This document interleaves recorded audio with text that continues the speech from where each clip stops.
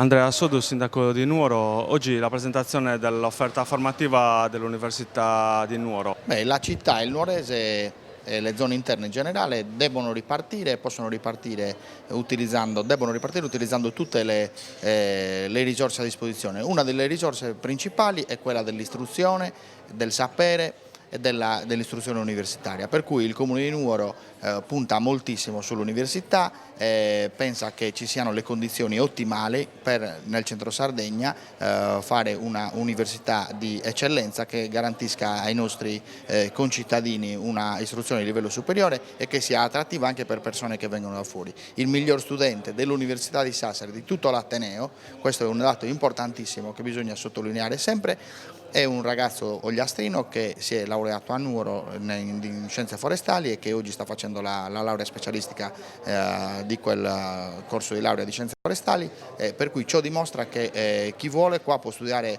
ad altissimi livelli usufruendo dei servizi che oggi verranno presentati nella conferenza stampa. Giuseppe Pulina, amministratore dell'agenzia Forestas, oggi qui a Nuoro per firmare una convenzione col Consorzio Universitario Nuorese. In cosa consiste? L'Agenzia Forestas con la nuova legge ha acquisito competenze nel campo della ricerca scientifica, dell'innovazione tecnologica e della formazione.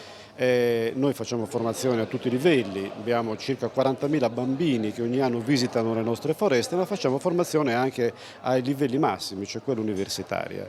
E questa convenzione con il Consorzio consentirà agli studenti del corso di laurea in scienze forestali e ambientali di svolgere i propri stage e le proprie attività presso le nostre foreste, presso i nostri compendi, acquisendo la professionalità che è necessaria per poter svolgere la loro professione.